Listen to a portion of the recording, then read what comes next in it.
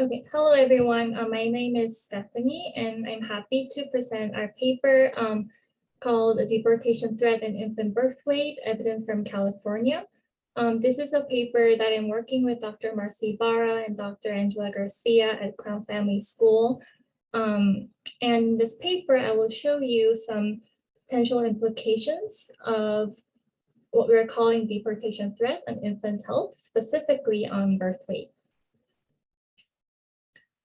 I'd like to start by defining what we mean by deportation threat, to be super clear about this term. We are defining a deportation threat as a hostile policy environment that can increase the likelihood of deportation for immigrants due to enforcement of restrictive policies. We use the term threat since prior research suggests not only actual enforcement practices, but also the threat of future enforcement practices due to implementation of policies have negative implications on infant health. Next, before I go into the study itself, I'll discuss the motivation for our project, background and relevant literature, and a review of the conceptual framework that guided our project. In the US, immigration enforcement has risen to unprecedented levels. The number of non-citizens removed were around 189,000 in 2001, which peaked to 432,000 in 2013 and went down a little bit to 239,000 more recently in 2020 after the COVID. An important change in the landscape of immigration enforcement has been the rise of interior immigration enforcement since early 2000s. This allowed immigration enforcement to migrate to everyday life among immigrants rather than occurring exclusively at the border. Another important trend that accompanied the increase in interior immigration enforcement was the devolution of immigration enforcement to state and local law enforcement. The devolution of responsibilities resulted in a substantial variation in the exposure to immigration policies and enforcement practices by state and local residents. Since 1996, different programs have allowed for partnerships between state and local law enforcement and immigration and customs enforcement, which we call as ICE.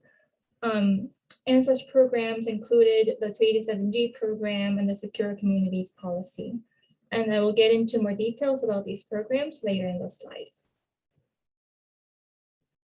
Importantly, immigration enforcement has significantly affected children. This is because millions of US citizen children lived with at least one undocumented parent. In 2018, for example, there were 4.4 million US citizen children. Also, just under 6.1 million US citizen children lived with at least one undocumented family member. Furthermore, between 2013 and 2018, more than 231,000 deported immigrants had at least one US citizen child. So these statistics raise concerns about potential deleterious effects of immigration enforcement policy and practice. Hereafter, we call it as deportation threat, not only on adults, but also on US citizen children. One critical domain affected by deportation threat has been health. A growing body of work demonstrates a relationship between the threat of deportation and adult or child health. For example, a prior study finds the relationship between deportation threat and poor child mental health, specifically post-traumatic stress disorder symptoms and psychological distress. Also, a previous study finds deportation threat is associated with higher food insecurity risk, which can be a risk factor of child health. Another study finds relationship between deportation threat and self-rated health. And also there is some evidence that deportation threat is related to delayed utilization of prenatal care and inadequate prenatal care receipt. Furthermore, a body of research documents the chilling effects of deportation threat on public program participation on public health programs such as Medicaid and WIC. Therefore, this growing line of scholarship suggests deportation threat as one of the potential social determinants of health. While these previous research have focused on adult and child health, deportation threat induced by immigration policies and practices can also influence infants. As one potential pathway, exposure to threat of deportation during prenatal period can increase maternal stress, particularly among immigrant women. For example, deportation threat can increase their fear of deportation for themselves and for their loved ones. And it can also increase the fear of separation between families. In turn, such increases in maternal stress may negatively influence infant healthy development, especially by increasing the risk of low birth weight. And low birth weight is concerning because it can bring long-term consequences. Prior research shows low birth weight is associated with greater likelihood of childhood neurodevelopmental disabilities, poor academic achievement, poor adult health, fewer years of education and adulthood, as well as lower adult earnings. And in fact, a growing body of literature does find that the threat of deportation can be detrimental to birth weight. Research on this topic have broadly focused on three factors related to immigration enforcement. First of all, several research have used the passage or implementation of restrictive immigration policies. They have either used a state-specific policy or the 287G program or the Secure Communities program. Secondly, research have used the immigration enforcement practices rather than implementation or passage of a policy. And lastly, research have also used an immigration enforcement event like immigration raid. To summarize the findings from past research, overall, they suggest deportation threat can reduce birth weight and also increase the risk of low birth weight.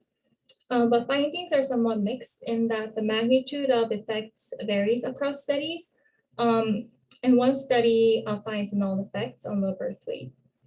Also, study populations have varied across studies as well, because some studies have focused on Latinas, some studies have focused on Latina immigrants, while some other studies have focused on proxying for undocumented immigrants. So taking into account past literature, the current study improves upon the past research by addressing two critical research gaps. One thing largely missing from past studies is understanding the consequences of deportation threat on birth weight among undocumented immigrant women, who will be at the greatest risk of deportation threat. Most prior studies could not isolate the influence of deportation threat on low birth weight among infants born to undocumented women, while a few studies use proxies for undocumented immigrants, but were not able to isolate non-citizens without the legal permanent residence from non-citizens with the legal permanent residence. We are able to do this in our paper and could capture more accurately, could capture this group more accurately. And secondly, not enough studies on birth weight have considered multiple immigration policies as a way to capture the diversity of deportation threat environments. Since there is a widespread variation in the intensity of deportation threat exposure, we tried to measure such diversity of threat environments by using two policies, the 287G program and the Secure Communities program. One study by Amaro Durantes in 2021 considered multiple policies, but we use a slightly different approach from them to measure the overall threat environments. Therefore, by addressing these two gaps, the current study expands evidence in this domain on infant health by examining whether liminal immigration status and prenatal exposure to different deportation threat environments may interact to influence birth weight. So we look at two research questions in our study. First, we look at does exposure to policies associated with deportation threat negatively influence birth weight among infants of undocumented women. We hypothesize that infants of undocumented immigrant women with greater deportation threat will have significantly lower birth weight. Our second research question looks at, is the magnitude of deportation threat effects on birth weight largest and most significant for undocumented women's infants compared to other citizenship groups' infants? And we hypothesize that the deleterious consequences of deportation threat on birth weight will be largest for the infants of undocumented women compared to other citizenship groups. Now I'll move on to the conceptual framework that guided our paper. We view that deportation threat induced by immigration policies and practices can be one of the critical structural factors that can influence infant health, such as birth weight, in addition to other existing structural forces like racism and socioeconomic status. We view that deportation threat can affect birth weight through three potential pathways, but we are not testing the mediation pathways, but rather we are using this framework to motivate our thinking on how deportation threat can affect birth weight. The first pathway can be through the increased maternal stress during pregnancy, which can result in biological changes and therefore lead to lower birth weight. Also, increased maternal stress may indirectly affect birth weight through maladaptive pregnancy health behaviors, such as smoking during pregnancy. But a prior study finds little effect of deportation threat on smoking during pregnancy, so we expect the direct biological pathway to appear more dominantly compared to the indirect pathway through maternal health behaviors during pregnancy.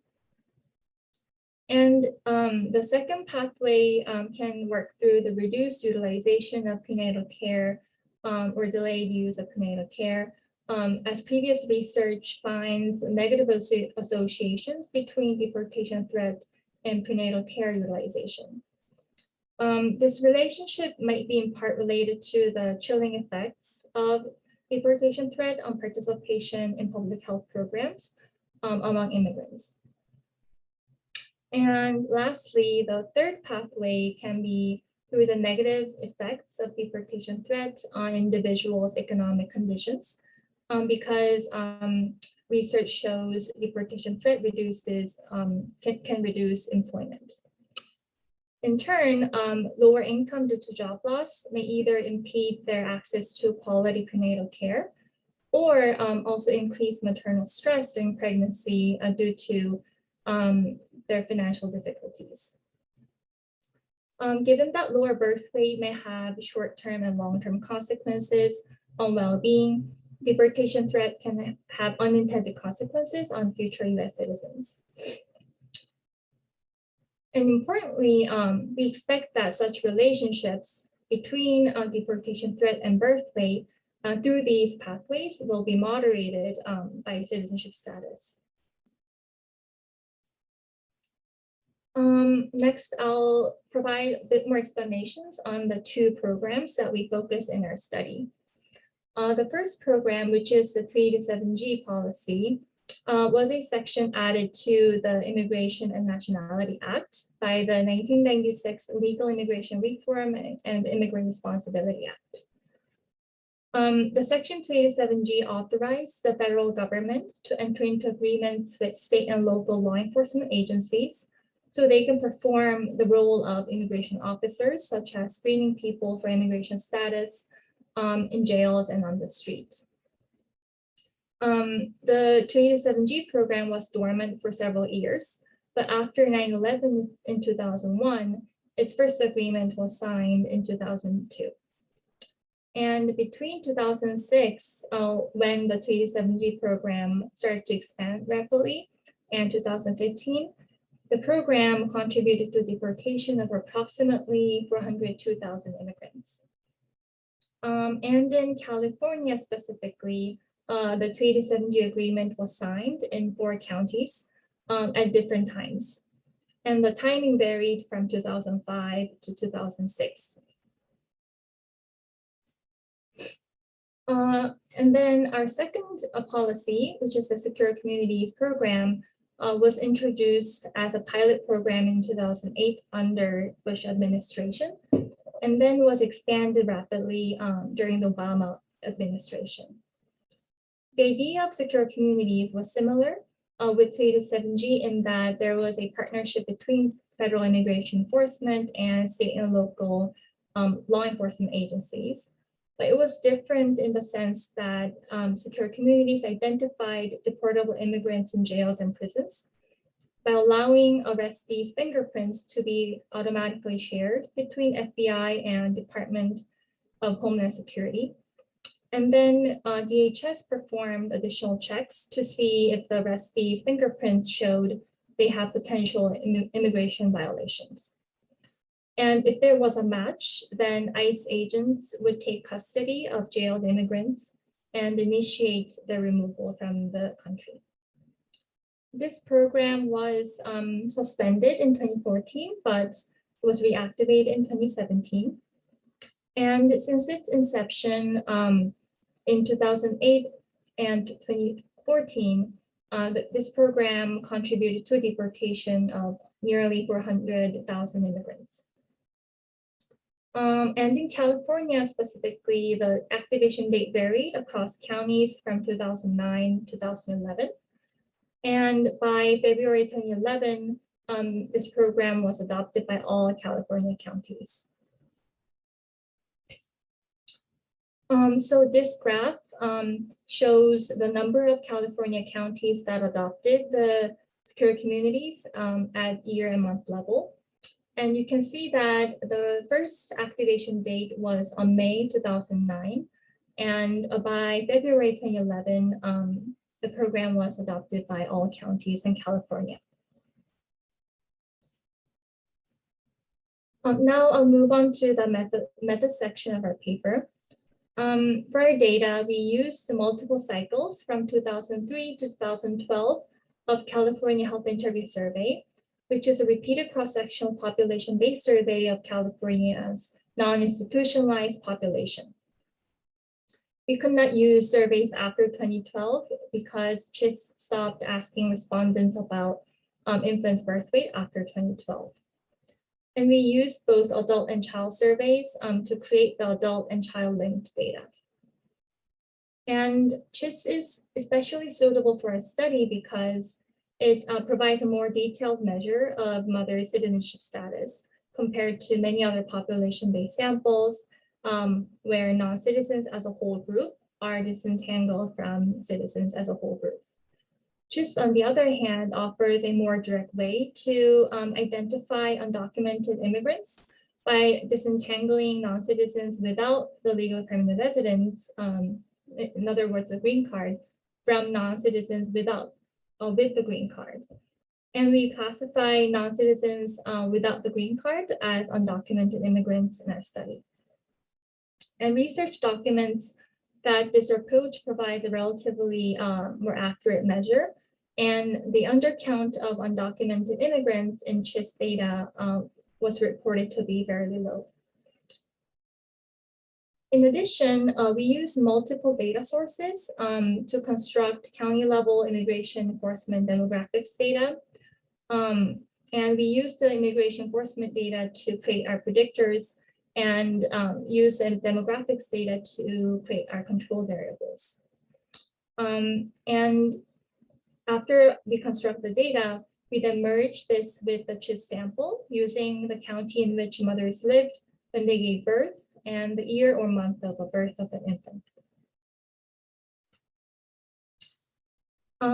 After constructing the data, we then restrict our study sample in a few ways. First, we restrict the cases in which the respondent of the adult survey was a mother of a child from the child survey. This is to ensure that our adult child linked data consists of mothers and their children. Also, we limit our sample to mothers whose children were born in the survey year. And we do this due to two reasons.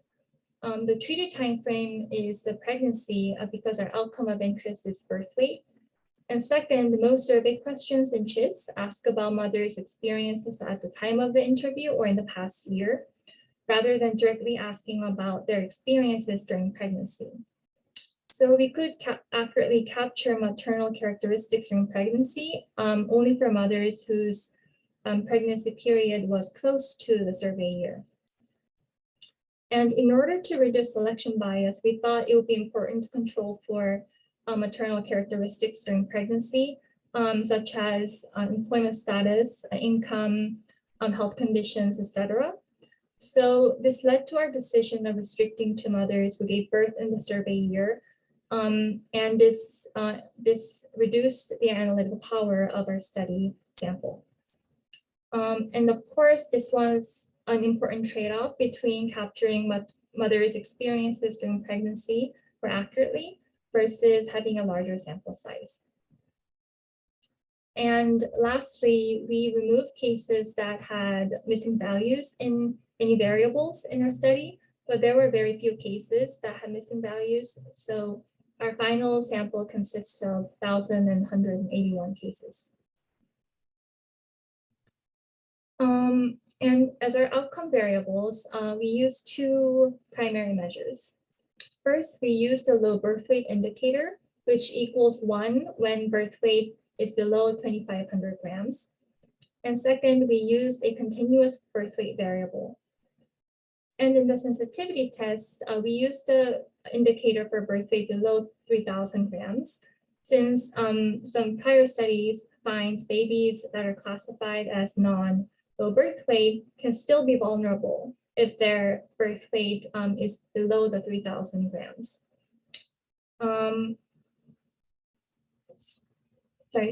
And as our deportation threat measures, we constructed 3 different types of variables. We first constructed the exposure to the secure communities, and second, we constructed the exposure to the 387G. And lastly, we constructed the combined exposures to the 387G and secure communities. This last variable has 4 categories of having no exposure to both policies and exposure to only 387G, and exposure to secure communities, and then exposure to both policies. And having no exposure to any of those policies was our reference group. Although we conducted analyses using all 3 measures, we consider the last measure as our preferred deportation threat measure. This is because the reference group of this measure includes infants who are not exposed to any of those policies, while the reference group in the first or the second measure can include infants who are exposed to the other policy. So for example, in the first measure, our reference group would be infants who are not exposed to secure communities, but those infants may include the ones who are exposed to the 387G program if they were born in counties that adopted the 387G program. Therefore, the third measure may allow us to estimate a more pure effect of each policy. So in this presentation, I will present the results that we found using our preferred measure. I also like to point out that variation in our deportation threat measure comes from county of birth and the time of birth. And we use 2 treatment timings. First, we use a year before the child's birth year and 3 months prior to birth to capture the 3rd trimester. And then our moderator is mother citizenship status, which is broken into undocumented immigrants, which is a reference group, and US born citizens, naturalized citizens, and non-citizens with the green card. Okay, and we control for several characteristics to reduce selection bias. And for example, we control for child sex and various demographics, health-related and immigration-related characteristics of mothers. We also include a few county-level observable characteristics, including percent of poverty, unemployment rate, and the number of federally qualified health centers per capita. And as our analytical strategy, we use a pooled OLS regression and test an interaction effect between deportation threat and citizenship status on 2 birth outcomes. We control for observable county level as well as child and maternal characteristics. And we also control for birth year fixed effects, control for unobserved factors that vary across birth cohorts, but are constant within each birth cohort. And examples may include macroeconomic shocks. Year fixed effects can also account for seasonality in birth weight. So by controlling for them, it prevents us from falsely attributing the changes in birth weight to deportation threat when they are in fact related to the temporal patterns in birth weight. We could not control for county fixed effects because we lacked power to restrict our analysis to making comparisons within each county. And this meant that we could not conduct a more advanced empirical design like difference in differences. And so we view our findings as correlation findings rather than causal. And then lastly, we follow the recommendation by CHIS by using a CHIS weights in all of our estimates. And so this is the specification that we use in our paper. And here we test an interaction effect between deportation threat and mother citizenship status. So the gamma, which is a coefficient on the deportation threat, measures the association between deportation threat and birth weight among undocumented mothers. And the delta, which is the coefficient on the interaction term, shows whether the association between deportation threat and birth weight varies depending on mother citizenship status. Specifically, this coefficient shows whether the amount of change in birth weight due to deportation threat is different between the undocumented mothers and 3 other citizenship group mothers. Okay, now I'll move on to the results of our paper. And I'll first briefly talk about the key sample characteristics. And you can see that a majority of our sample consists of Latinas at 52%, and this is followed by white, Asians, and African Americans. And also a majority of our sample consists of US-born citizens at around 56%. And this is followed by undocumented immigrants by 18% and non-citizens with the green card and naturalized citizens. Also, 7% of our sample had low birth weight babies, while 24% of our sample had babies below 3,000 grams birth weight. And the mean birth weight of our sample was around 3,300 grams. Now I'll talk about the results for our main models. First, when we examine the association between the exposure to only 3 to 7G and low birth weight outcome, we found that the direction of our coefficients does not support our hypotheses for first and second research questions.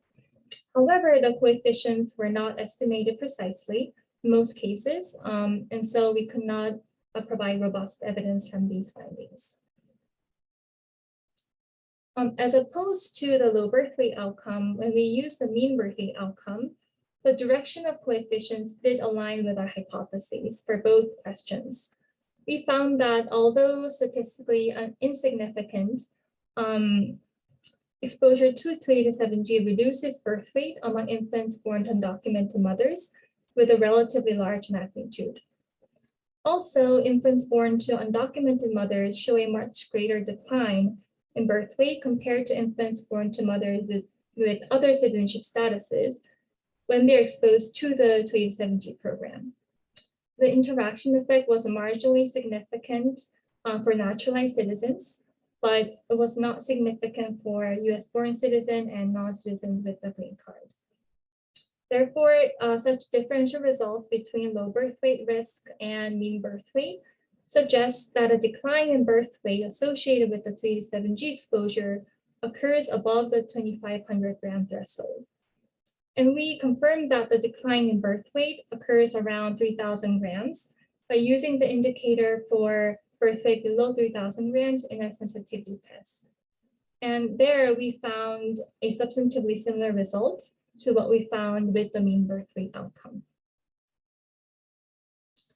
Next, using the exposure to only secure communities, we found a very large effect of secure communities exposure, particularly when the exposure occurred in 1 year prior to birth year.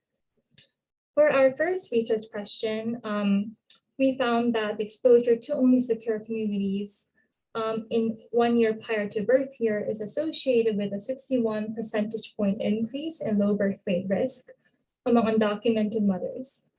And this relationship is statistically significant. Also, our second hypothesis on interaction effect is supported as well for all other citizenship status, including the non-citizens with the green card. For instance, infants born to US-born citizen mothers are less likely to be affected by the secure communities exposure by 65 percentage point compared to infants born to undocumented mothers. In other words, this means that these infants do not experience an increase in low birth weight risk when exposed to the secure communities policy. To better illustrate what we found, this dumbbell chart shows how low birth weight probability changed for two groups. So for example, for infants born to undocumented mothers, the probability of low birth weight increases from 0.05 to 0.66 when they're exposed to the secure communities. This amounts to 61 percentage point increase, and in other words, more than 1,000% increase in low birth weight probability. On the other hand, for infants born to US-born citizen mothers, the probability of low birth weight decreases slightly from 0.1 to 0.06. And so, as you can see, this is a drastic difference in the change in low birth weight probability between US-born citizen mothers and undocumented mothers. And using our mean birth weight outcome, we find similar results. We found that exposure to only secure communities is associated with a decrease in birth weight by around 960 grams. But infants born to mothers with other citizenship status, especially US-born citizen mothers, did not experience such declines in birth weight due to secure communities exposure. However, interestingly, when the treatment timing occurred during the third trimester, we did not find such statistically significant results, although the magnitude of the effects was still large. And lastly, using the exposure to both policies, we did not find evidence that being exposed to both secure communities and 287G policies is associated with a more deleterious effect on birth weight compared to being exposed to only secure communities. As you can see in the table, not only the results are not statistically significant, but also the magnitude of effects was much smaller than what we found using the exposure to only secure communities exposure. Therefore, according to our results, secure communities seems to be playing a dominant role in influencing infant health, especially among infants born to undocumented mothers.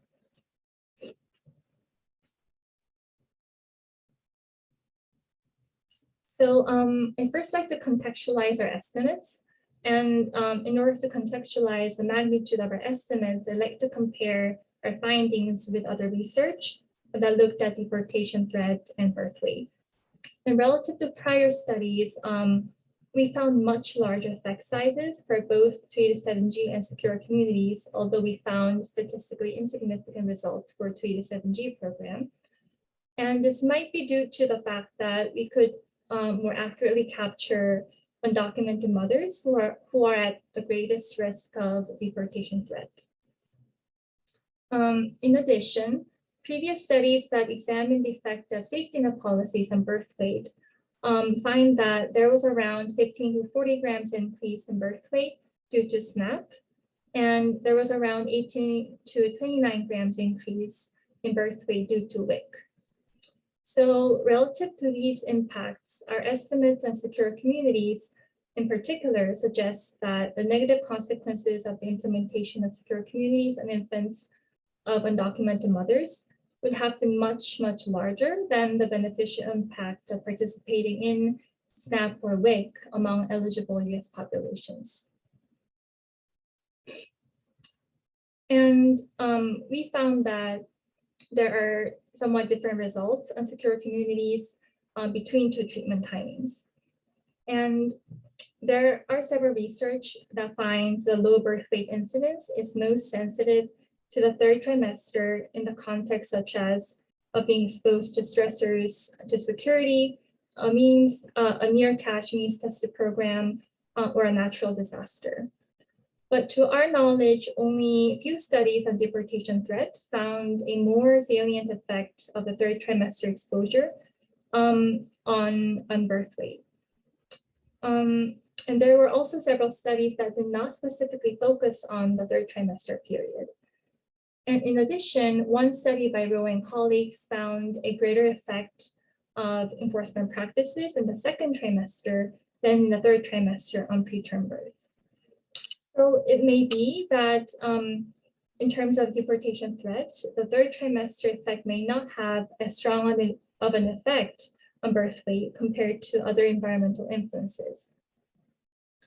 Another possible explanation is that since our sample size is relatively small, coefficients can jump around even with a few changes in the number of observations in sample sizes.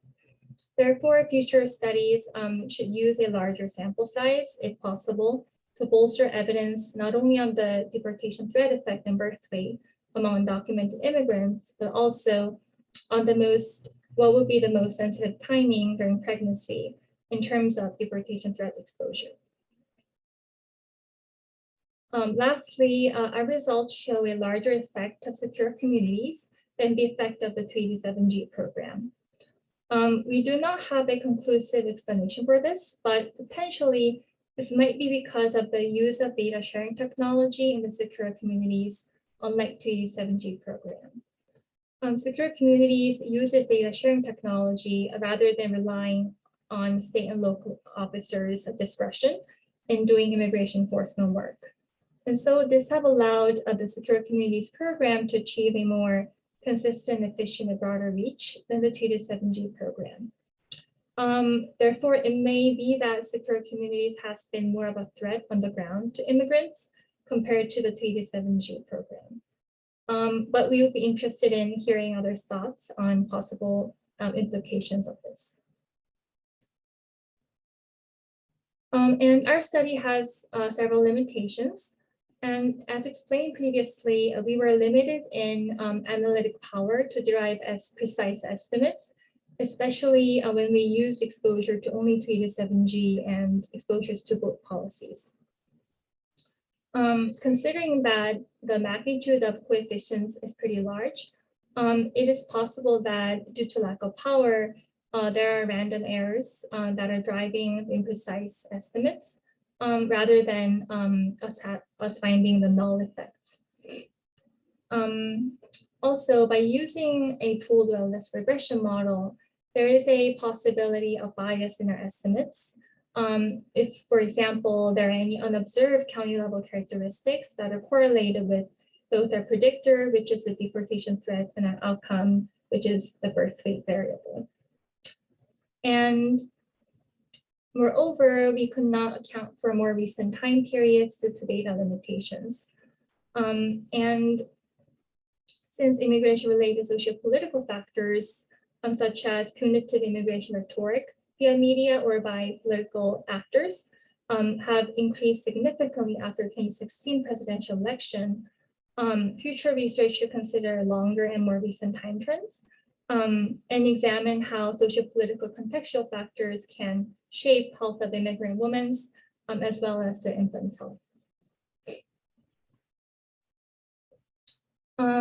Lastly, I'd like to end by talking about the implications of our study First, we isolated the impact for undocumented women's US citizen infants, providing suggestive evidence that this is the group likely to be most significantly impacted by deportation threat, as we hypothesized. And we also provided important evidence to policymakers regarding such spillover effects of interior immigration policies on future citizens' health. And given that Secure Communities was reactivated in 2017, knowing such spillover effects on future citizens' health may help policymakers make more informed decisions on existing policies or when they're designing new policies in the future. Lastly, we provided evidence that immigrants, particularly the undocumented, may be exposed to double threats in the COVID-19 era. This is because they have been largely excluded from many of the COVID-19 federal provisions, and therefore the compounding stressors of the virus, deportation threat, and exclusion from government pandemic provisions may suggest continued and growing deleterious consequences in this domain. Thank you so much for listening to my presentation, and any feedback would be really appreciated. Thank you.